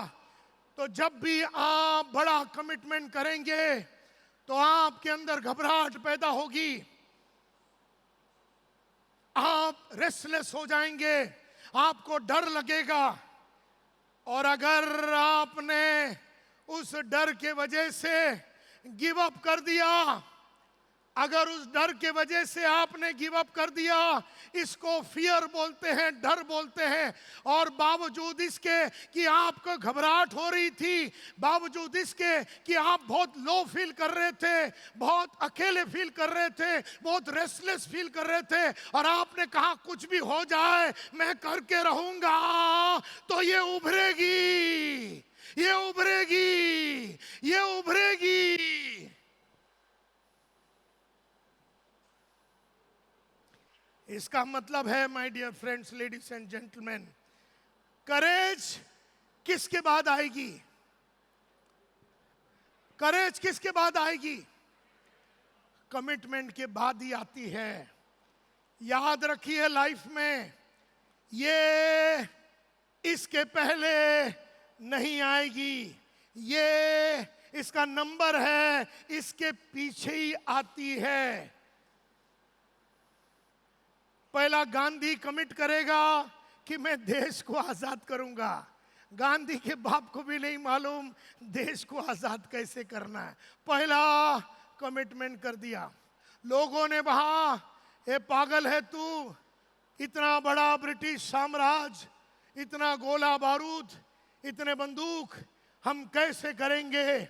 उसने कहा कुछ भी हो जाए, तुम डंडा मारो, अंडा मारो, मारो, जेल में डालो, जो मनता करो, हम तो छोड़ेंगे नहीं। इसका मतलब है कि जब आप कमिटमेंट करेंगे तो आपको घबराहट होगी, आपको पैल्पिटेशन होगा, आप रेस्टलेस फील करेंगे। अगर आपने कमिटमेंट के बाद गिव अप कर दिया तो उसको डर बोलते हैं, और कमिटमेंट के बाद गिव अप नहीं किया उसको करेज बोलते हैं।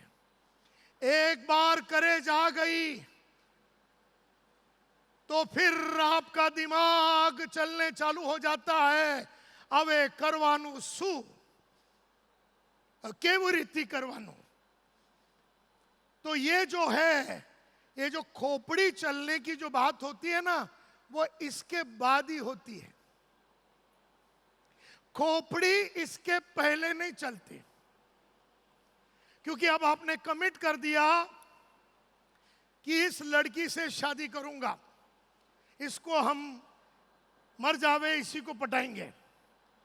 अब कमिट करने के टाइम पे अपने को मालूम ही नहीं था, फिर उसके भाई लोग आए, अपने को दो चार झापड़ बिपड़ मारा, अपन ने बोला यार अपने को लफड़े में पड़ने का ही नहीं है। तो इसका मतलब क्या है, तेरी साली फट गई, तूने गिव अप कर दिया। लेकिन उसके भाई लोग आके मारे, उसके दोस्त लोग आके मारे, लेकिन तुमने छोड़ा नहीं। तुमने बोला जो भी हुआ ये कल्पना के साथ ही अपन शादी करेंगे, तो आपने छोड़ा नहीं उसको, तो ये उभरेगी। फिर नए नए रास्ते आपने ढूंढे कि इसको भगाने का कैसा है, लेकिन ये भगाने की आइडिया साली इसके बाद ही आती है, और ये जालिम कुत्ती इसके बाद ही आती है। Are you getting my point? धंधे में, लाइफ में, कोई भी चीज में सबसे पहला आपको करना पड़ता कमिटमेंट। जब आप कमिट करेंगे तो आपका करेज उभरेगा, और जब आपका कमिटमेंट की वजह से जब करेज उभरेगा, उसके बाद आपके दिमाग में रंगीन आइडियाज आएंगे कि केवु रीति करवानू ने, एम करवानू ने, ये आदमी को मिलना है, और यहाँ से पैसा लाना, और ये करना है, और ऐसे पब्लिक स्पीकिंग करना, ये वो सारे चीजें आ गया। और 6 महीने में आपने पब्लिक स्पीकिंग का 6 कोर्स कर दिया, और 6 महीने के बाद आप में पब्लिक स्पीकिंग का कमिट कैपेबिलिटी बिल्ड हो गई। ये आती है, इसके बाद ये आती है, इसके बाद ये आती है, इसके बाद, यानी जो नई कैपेबिलिटी आपको बिल्ड करनी है, वो एंटरप्रेन्योरशिप की कैपेबिलिटी हो सकती है, वो सेल्स की कैपेबिलिटी हो सकती है, वो धंधे में नया फैक्ट्री लगाने की कैपेबिलिटी हो सकती है, वो हर महीने में एक नया नया प्रोडक्ट उतारने की कैपेबिलिटी हो सकती है। हर चीज के लिए सबसे पहला, जोर से बोलिए, सबसे पहला, उसके बाद आएगी, उसके बाद आएगी, उसके बाद आएगी। हम अभी कैपेबल हो गए बोलने के लिए, हम अभी कैपेबल हो गए। वो 50 लाख का फैक्ट्री हमने डाल दिया, हम काबिल हो गए। हमने बहुत नए तरीके से सोचा, हिम्मत नहीं हारी। पहले 1 लाख से 50 लाख स्क्वायर फीट के बारे में हमने कमिट किया। कमिटमेंट से करेज, करेज से क्रिएटिविटी, और क्रिएटिविटी से हमारे पास आज वो कैपेबिलिटी आ गई। हमने 50 लाख स्क्वायर फीट का फैक्ट्री डाल दिया, और इसके वजह से हमारे अंदर आ गई एक जबरदस्त कॉन्फिडेंस। लोग क्या बोलते हैं कि साहब मेरे को कमिट करने का है लेकिन मेरे में कॉन्फिडेंस नहीं है। लेकिन अरे ओ गधे, वो जालिम तो 5वें नंबर पे आती है। कौन कौन? उसके पहले कौन आती है? उसके पहले कौन आती है? उसके पहले क्या आती है? उसके पहले क्या करना पड़ता है? हम बैठे हैं कि कुछ करने के पहले ये जालिम 5वां आवे तो हम कमिट करें। अरे ओ बापू, एवं नहीं थे। पहला कमिटमेंट करना पड़ता है। पहला लड़की को भगाएंगे, दुनिया को बोल दो। अब जब आपने कमिट किया हो टाइम पे, आपको नहीं मालूम घोड़े पे लेके जाएगा कि भलारिया के ऊपर बिठा के लेके जाएंगे कि गाड़ी पे लेके जाएंगे, आपको नहीं मालूम। तो कमिटमेंट के बाद करेज, करेज के बाद क्रिएटिविटी, फिर कैपेबिलिटी, और रुकना नहीं है 50 लाख स्क्वायर फीट पे। अरे ओ, रुकना नहीं है, अभी नया कांड करने का है। अभी बोल 5 करोड़ स्क्वायर फीट वाला फैक्ट्री डालूंगा। इसको कंटिन्यूटी बोलते हैं। और फिर कंटिन्यूटी का मतलब है नया कमिटमेंट कर दिया आपने 5 करोड़ स्क्वायर फीट का, अब फिर फटेगी, और फिर नया रास्ता, और फिर काबिलियत होगी, और फिर कॉन्फिडेंस आएगा, और फिर रुकना नहीं है। देयरफॉर लाइफ में इसकी बहुत अहमियत है कंटिन्यूटी की। क्यों, लोग मुझसे पूछते हैं। क्योंकि अगर आपने नया कंटिन्यूटी के तहत नया कमिटमेंट नहीं किया तो ये जो है ना, ये थोड़े देर पहले मिला हुआ ये हिलने चालू हो जाता है। Confidence has an expiry period. Confidence का एक एक्सपायरी पीरियड होता है। नया कांड नहीं करोगे तो ये हिलने चालू हो जाएगा, और आपको अपने इस पे भरोसा नहीं रहेगा। आपको डाउट आएगा कि ये 50 लाख का स्क्वायर फीट का फैक्ट्री क्या मैंने ही डाला था?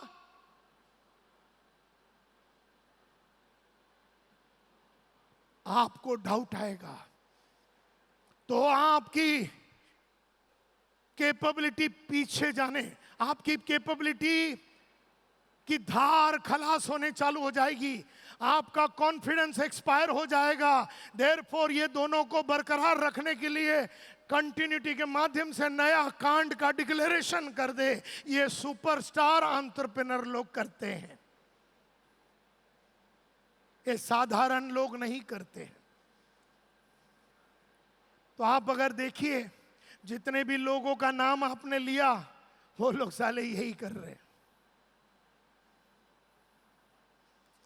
And therefore my dear friends, मैं खाली इतना बोलना चाहता हूं कि लास्ट फॉर्मूला, आप लोग के पास टाइम है ना, 10-15 मिनट है? 10 मिनट है कि मैं खत्म कर दूं? Okay, 5-10 minutes. You want me to do it or you want me to get it over? 10 minutes? Okay. Formula number 3. Superstar entrepreneurs know that there are 2 economies. Superstar entrepreneur जानते हैं कि इस दुनिया में 2 टाइप के इकोनॉमी होते हैं। एक होता है टाइम एंड एफर्ट इकोनॉमी और एक होता है रिजल्ट इकोनॉमी। टाइम और एफर्ट वाले खाली टाइम और एफर्ट डालते हैं और रिजल्ट इकोनॉमी वाले रिजल्ट पैदा करते हैं। अब मैं आपको बताना चाहता हूं कि दुनिया का 80% धंधे वाले का जो पॉपुलेशन है वो इसमें बैठा हुआ है और सिर्फ सुपरस्टार एंटरप्रेन्योर्स हैं जो इस इकोनॉमी में बैठे हैं, वो रिजल्ट को पैदा करने में बिलीव करते हैं। खाली टाइम गधे के मापत सुबह से लेकर रात तक बैठ के कंपनी के छोटे छोटे कामें करके आप अपना टाइम और एफर्ट डालेंगे तो आप जिंदगी में आगे नहीं बढ़ पाएंगे। आपको हर वो काम करना है जिस काम से खाली रिजल्ट पैदा होता है और ये बहुत इंपॉर्टेंट है।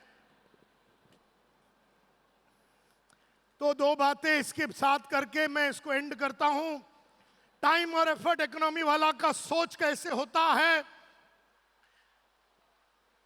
80% लोग, यहां बैठे हुए लोग, इस दुनिया के लोग, 80% of the population whose work and life is based on time or effort.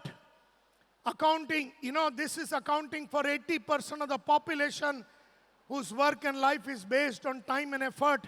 और उनकी सोच क्या होती है? उनको हर चीज में गारंटी चाहिए कि मैं 50 लाख का फैक्ट्री डालूंगा तो मैं सक्सेसफुल होएगा कि नहीं, साले को पहला गारंटी चाहिए। मुकेश अंबानी गारंटी नहीं मांगता, मैंने लाइफ में कभी कोई गारंटी नहीं मांगा, हमने कांड किया। तो जो टाइम और एफर्ट वाले धंधे वाले होते हैं वो गारंटी मांगते हैं, वो सेफ्टी मांगते हैं, वो सिक्योरिटी मांगते हैं।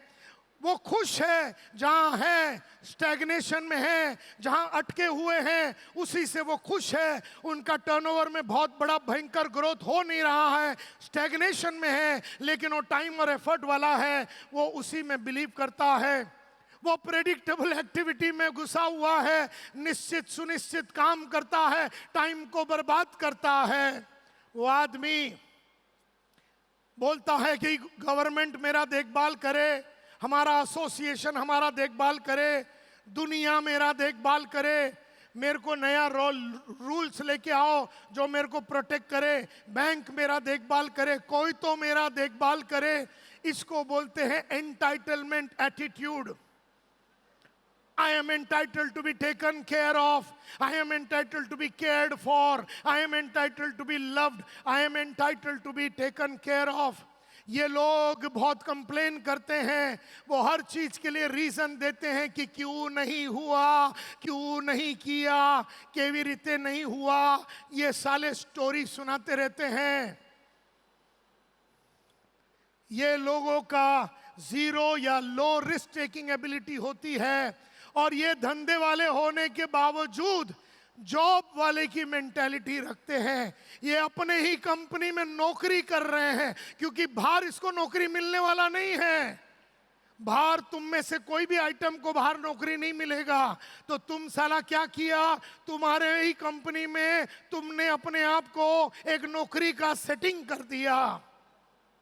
तो ये जो लोग हैं, ये एम्प्लॉय हो या एंटरप्रेन्योर हो या इंडिविजुअल हो, ये एक जॉब करने वाले मेंटालिटी, वो खाली टाइम और एफर्ट डालता है। वो ये नहीं देख रहा कि मेरा टाइम, मैंने जैसे कहा वो दिन मैं जब गया था वो कस्टमर के पास 450 करोड़ का, सुबह बैठ के रोज 1.5 घंटा वो ये काम कर रहा है, उसे ये समझ में नहीं आ रहा वो धंधे वाला है, वो मैनेजर का काम कर रहा है क्योंकि वो टाइम और एफर्ट इकोनॉमी वाला है।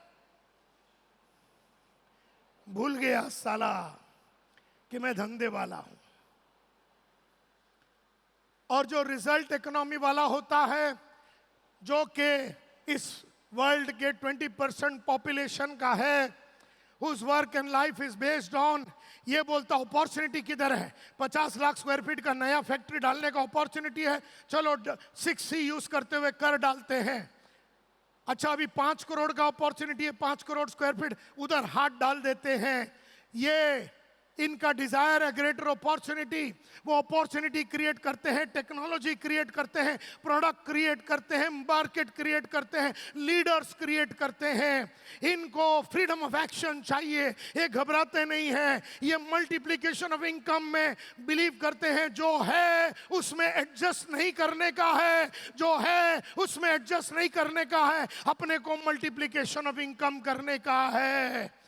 एंड देयरफॉर इसके लिए जो रिस्क लेने के लिए रेडी हूं, मैं 6C करने के लिए रेडी हूं। मेरे को कोई देखभाल करने की जरूरत नहीं है, मेरे को कोई गारंटी, कोई सेफ्टी, कोई security, I am not entitled to be taken care of. मैं जॉब क्रिएट करूंगा, मैं धंधे वाला हूं, मैं हमेशा आगे बढ़ता रहूंगा। इसके लिए मैं कॉन्स्टेंटली अपनी कैपेबिलिटी को अपग्रेड करूंगा, जो डिसीजन नंबर 1 है। और कभी भी नया रिवॉर्ड एक्सपेक्ट करने के पहले मैं अपने आप को अपग्रेड करूंगा, कॉन्स्टेंटली क्रिएट करूंगा। ये वो एम्प्लॉई है, वो धंधे वाले हैं, ये वो इंडिविजुअल है जिनके अंदर एक एंटरप्रेन्योर माइंडसेट है, जॉब वाले का माइंडसेट नहीं है। तुम में से कई धंधे वाले के अंदर जॉब करने वाले की माइंडसेट आ चुके हैं, और जैसे ही आप वो धंधे वाले का काम छोड़ के, लीडर का काम छोड़ के आप मैनेजर का काम करते हैं, अनजाने में तुम बन गया टाइम और एफर्ट बेचने वाला। मैनेजर लोग और एम्प्लॉय लोग टाइम और एफर्ट को बेचते हैं, टाइम बेचते हैं, और तुम उसके अंदर फंस जाते हो। सो मैं चाहूंगा कि आने वाले दिनों में ये महाकुंभ के माध्यम से मैं आपको एडवाइस करूंगा कि इस दुनिया में अब ये लोगों का कोई स्थान नहीं है। दुनिया में तुम्हें रिजल्ट इकोनॉमी में ही रहना है। जो रिजल्ट प्रोड्यूस करता है वो रीजन प्रोड्यूस नहीं करता, जो रीजन प्रोड्यूस करता है वो रिजल्ट प्रोड्यूस नहीं करता। आपको देयरफॉर टाइम और एफर्ट इकोनॉमी से रिजल्ट इकोनॉमी की तरफ जाना पड़ेगा। इसके लिए आपको नए मेथड्स और नए मार्केट्स और नए निश ढूंढने पड़ेंगे, और इसीलिए आपको प्रोड्यूस करना पड़ेगा results every day, every hour. और कैसे करेंगे? अपने इर्द गिर्द में परिवर्तन लाइए, हर चीज में परिवर्तन लाइए, सर्च करिए, ढूंढिए कि कहाँ परिवर्तन हो सकता है, कहाँ रूपांतरण हो सकता है, क्या नया हो सकता है फैक्ट्री में, ऑफिस में, प्रोडक्ट में, मार्केट में, स्टाइल में, सर्विस में, क्या नया हो सकता है। और फिर उस परिवर्तन को अमल कीजिए, उसको कीजिए और एडवांटेज लीजिए उस परिवर्तन का। ये सारे चीजें करने से आप एक रिजल्ट मल्टीप्लायर भी बन जाएंगे। और भी इसके ऊपर अगर आपको जानना है तो मेरा 3 तारीख को शन्मो ऑन द हॉल में, 3 तारीख को शन्मो ऑन द हॉल में 10 बजे से लेके 2 बजे सायन में शन्मो ऑन द हॉल में मेरा रिजल्ट मल्टीप्लायर 2 प्रोग्राम आ रहा है। मैं आप सब लोगों को आमंत्रित करता हूं, आप उस स्टॉल में जाके अपना टिकट को बुक कर सकते हैं, जिसमें मैं आपको सिखाऊंगा रिजल्ट मल्टीप्लायर के 2 प्रोसेस क्या है, रिजल्ट मल्टीप्लायर के 3 नेगोशिएबल नॉन नेगोशिएबल क्या है, रिजल्ट मल्टीप्लायर 2 कौन से कॉन्सेप्ट में बिलीव करते हैं, रिजल्ट मल्टीप्लायर का 8 माइंडसेट क्या होता है, और रिजल्ट मल्टीप्लायर के 3 प्रिंसिपल्स क्या होते हैं। लेडीज एंड जेंटलमैन, मुझे बड़ी खुशी है कि आज हमारा ये 23वां एनिवर्सरी में मेरे टीम मेंबर्स ने एक फ्लैट रेट में पूरा टिकट को उतारने का प्रयास किया है। आप वो काउंटर पे जाके उसको बुक कर सकते हैं। आज का ये प्रोग्राम को कंक्लूड करता हूँ ये बोलते हुए कि हमने आज क्या सीखा। हमने 3 डिसीजन के बारे में सीखा that you have to take. Decision number 1, हर वो आज के बाद इस धंधे को चलाने के लिए जो जो काबिलियत लगेगी, जो जो एबिलिटी लगेगी वो मैं डेवलप करूंगा, या डेवलप लोगों को लाऊंगा, या स्पेशलिस्ट लोगों को लाऊंगा। दूसरा, मैं प्रेडिक्टेबल काम नहीं करूंगा, मैं सिर्फ अनप्रेडिक्टेबल काम करूंगा। तीसरा, मैं नॉन रेवेन्यू जनरेटिंग एक्टिविटी नहीं करूंगा, मैं रेवेन्यू जनरेटिंग एक्टिविटी करूंगा। चौथा, एक्चुअली ऊपर 4 होना चाहिए, इधर गलती हो गई। चौथा, मैं सिर्फ वो करूंगा जो धंधे वाले को करना है। धंधे वाला, लीडर, मैनेजर, धंधे वाले का काम है रिस्क लेना, लीडर का काम है ट्रांसफॉर्मेशन लाना, और मैनेजर का काम है रोज का काम करना। और अंत में हम लोगों ने सीखा 3 फॉर्मूले सुपरस्टार एंटरप्रेन्योर के लिए। सबसे पहला आपको बनना पड़ेगा गेम चेंजर, और वो क्या करता है मैंने बताया। 6C आज़ादी मल्टीप्लिकेशन प्रोसेस के बारे में मैंने बताया, और 2 इकोनॉमी के बारे में बताया। लेडीज एंड जेंटलमैन, कपोल के इस महाकुंभ में आप लोगों का ये प्रोग्राम में मेरे को इनवाइट करने के लिए जतिन पारिक को और आपके पूरे समाज को और आपके पूरे लीडर लोगों को और यहाँ बैठे हुए यूथ लोगों को मेरा सलाम। आप लोगों को मेरी विचार पसंद आई, ये उम्मीद करता हूँ। Ladies and gentleman, thank you very much. Check. Ladies and gentlemen, एक बार जोरदार तालियां for the one and only Mr. Santosh Nair. I think to say that sir has completely changed the atmosphere in this room is an understatement. Because यहाँ बैठा हर व्यक्ति, each and every one of us is going back as a transformed person. Do you agree? Yes, all of us are taking home something which will 100% benefit some or the other aspect of our life. So once again, let's hear it for the one and only Tiger, संतोष नायर जी। एक सवाल sir की भाषा में जो आप सभी को मैं पूछते हुए छोड़ना चाहती हूँ, how far will you go?